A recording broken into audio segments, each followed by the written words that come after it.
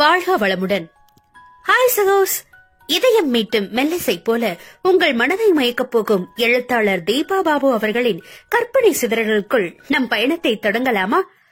அத்தியாயம் 30. என்ன தருண், எதுவும் பிரச்சனையா? ஏதோ யோசனையில இருக்க?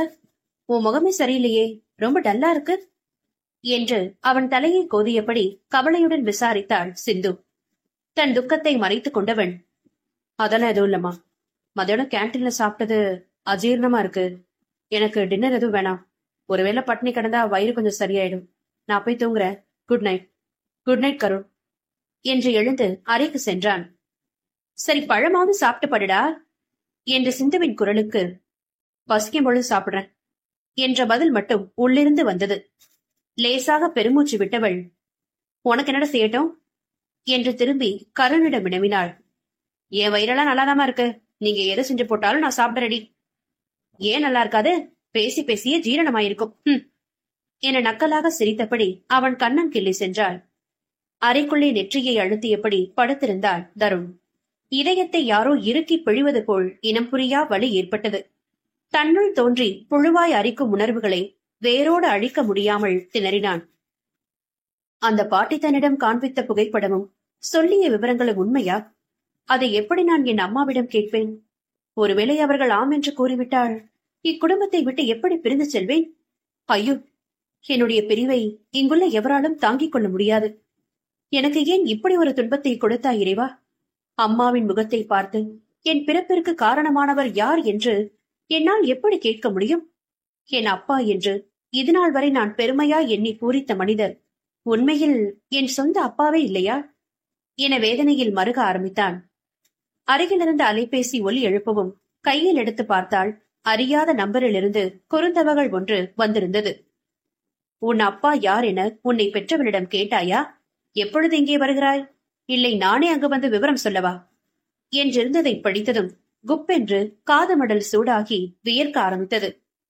என்னை பற்றிய விவரங்கள் அனைத்தும் இவர்களுக்கு எப்படி தெரிந்தது? மொபைல் நம்பர் முதற்கொண்டு வைத்திருக்கிறார்களே என கவலையோடு எண்ணியவன் மறுநாள் வரை அவகாசம் கேட்டு தகவல் அனுப்பினான். தன் அன்னையிடம் இதை கேட்க வேண்டியுள்ளதே என்ற எண்ணமே அவன் நெஞ்சை பிசைந்து உடம்பில் ஏதேதோ அறியாத அவஸ்தைகளை தோற்றுவித்தது. கருண் வரும் அரவம் கேட்டு அசையாமல் படுத்திருந்தவன் அவன் உறங்கியதும் எழுந்து பால்கனிக்கு சென்று இலக்கின்றி நடைபயில ஆரம்பித்தான். விடியற் காலையில் உடல் அயர களைப்புடன் வந்து படுக்கையில் விழுந்தவனை தற்காலிகமாக அந்த வேதனையில் இருந்து விடுவித்தாள் நித்ரா தேவி. குட் மார்னிங் மா, என்ன அண்ணா என்ன தூங்குறான் என்றபடி வந்த கருண் சிந்துவின் கழுத்தை கட்டிக்கொண்டு கேள்வி எழுப்பினான். குட் மார்னிங் டா கண்ணா என அவன் கரத்தில் முத்தமிட்டவள், அதாண்டா எனக்கு புரியல, ரூம்க்கு வந்து அவன் நெத்திய தொட்டு பார்த்தேன், உடம்பு சூடாலாம் எதுவும் இல்ல, ராத்திரி அஜீர்ணன்னு சொன்னானே, நல்லா தூங்குனானா என்று அவனிடம் கேட்டாள். தெரியலேமா, நான் நல்லா தூங்கிட்டேன் என்றான் கருண். நீதான் கும்பகர்ணனாச்சே, பக்கத்துல இடி விழுந்தாலும் உனக்கு தெரியாது என்று அலட்சியமாக பரிகசித்தவளின் தலையில் சட்டென்று வேகமாக முட்டிவிட்டு அறைக்குள் ஓடினான் அவன். டேய் என கத்திக்கொண்டு பின்னால் வருவதற்குள் கதவை உள்பக்கமாக தாளிட்டவனின் கொல்லென்ற சிரிப்பொலி வெளியே இருந்த சிந்துவின் காதுகளில் துல்லியமாக விழுந்தது. எருமை எருமை, பசிக்குதுன்னு கிச்சன் பக்கம் வா, தோசை கரண்டியை சூடாக்கி வைக்கிறேன் என தலையை தேய்த்தபடி திரும்பி சென்றாள் அவள். கருண் கல்லூரிக்கு கிளம்பி 10 நிமிடங்கள் கழித்துதான் லேசாக உறக்கம் கலைய புரண்டு படுத்தான் தருண். Tarun, good morning. என்னம்மா, இப்ப வயிறு கொஞ்சம் பரவாயில்லையா? தொந்தரவு சரியாயிடுச்சா? சீரகம் பூண்டு பல் போட்டு பால் கஞ்சி எடுத்து வந்திருக்கேன், அதை கொஞ்சம் குடிச்சோன்னு வச்சுக்கோயேன், அஜீர்ணம் சரியாயிடும், எழுந்து பல் தேய்ச்சிடுவா என்று எழுப்பிய சிந்துவின் முகத்தையே இமைக்காமல் பார்த்தவன் அவள் நெற்றியை சுருக்கவும் வேகமாக படுக்கையை விட்டு எழுந்தான். டைனிங் ஹாலிலும் அமைதியே பிரதானமாய் குடியிருக்க தருணை யோசனையுடன் அளவிட்டாள் சிந்துஜா. தருண், நீ இன்னைக்கு ஆபீஸ் போக வேண்டாம், லீவ் சொல்லிட்டு வீட்லயே ரெஸ்ட் எடு, ரொம்ப டிஸ்டர்பா தெரியறியே, என்னோட கஸ்டமர் வீட்டு கல்யாணத்துக்கு உனக்கு அழைப்புதல் வந்திருக்கு, என் உதவியாளர் வண்டியில வராங்க, அவங்களோட போய் தலையை காமிச்சிட்டு 2 மணி நேரத்துல முடிஞ்சவரை சீக்கிரமா வந்துடுறேன், நீ எங்கேயும் வெளியே போகாம வீட்லயே இரு, புரியுதா என்று அவனுடைய சம்மதம் கேட்டாள். ஆமோதிப்பதாக அவன் தலையசைக்கவும் வெளியே வண்டி ஹாரன் சத்தம் கேட்கவும் சரியாக இருந்தது. சரிப்பா, அவ வந்துட்டான்னு நினைக்கிறேன், நான் கிளம்புறேன் என கதவை திறந்தவளை வேகமாக தடுத்தான் தருண். அம்மா, ஒரு நிமிஷம் உங்கள்ட்ட ஒண்ணு கேட்கணும். இப்ப வா என கடிகாரத்தில் நேரம் பார்த்தவள் வெளியே சென்று அப்பெண்ணிடம் இதோ வந்து விடுகிறேன் என தகவல் சொல்லிவிட்டு அவனிடம் வந்தாள். அவள் பார்வையை நேருக்கு நேர் சந்திக்க தைரியமின்றி எதிர்ப்புறமாக திரும்பி நின்றவனுக்கு படபடப்பில் கை கால்கள் சில்லிட்டு நடுங்க ஆரம்பித்தது. கை முஷ்டிகளை இறுக்கி ரத்தம் கசிய உதட்டை அழுந்த கடித்து என போராடி தன் உணர்வுகளை அடக்கியவன், என் பிறப்பிற்கு காரணமான உண்மையான அப்பா யாரு என பட்டென்று கேட்டுவிட்டு உண்மையை எதிர்கொள்ள பயந்து விழிகளை இறுக்கமாக மூடிக்கொண்டான். நிமிடங்கள் தான் கரைந்ததை தவிர சிந்துவிடமிருந்து எந்த பதிலும் வராமல் போகவும் குழப்பத்துடன் மெல்ல அவளிடம் திரும்பினான். முகம் சிவந்து விழிகள் கலங்கி இருக்க சோஃபாவின் பிடியை இறுக பற்றியபடி நின்று கொண்டிருந்தாள் அவள். அவளின் நிலையை கண்டு தவித்தவன், அம்மா என எதையோ பேச முயல கையை உயர்த்தி தடுத்தவள், இதான் நேத்துல இருந்து உன்னை அரிச்சிட்டு இருக்க விஷயமா? இதுக்கு நான் என்ன பதில் சொல்லணும்னு நீ எதிர்பார்க்கிற? இத்தனை வருஷம் கழிச்சு இப்போ உனக்கு எங்கிருந்து இந்த சந்தேகம் முளைச்சதுன்னு தெரியல. உண்மையை சொல்லணும்னா உன்னோட இந்த கேள்விக்கு பதில் சொல்ல எனக்கு கொஞ்சம் கூட விருப்பம் இல்ல. மீதியை நான் வீட்டுக்கு வந்ததுக்கு அப்புறம் பேசிக்கலாம் என்று அழுத்தமாக மொழிந்துவிட்டு மடமடவென்று வெளியேறினாள் சிந்து. தன் அன்னை கூறிய பதிலில் சிலையென சமைந்து நின்றவனுக்கு அவள் புதிராக பேசியதன் அர்த்தம் முழுவதுமாக மூளைக்குள் இறங்கியதன் அடையாளமாக விழிகளில் நீர் பெருகி வழிந்தது. அப்பொழுது அந்த பாட்டி சொன்னது அனைத்தும் உண்மையா?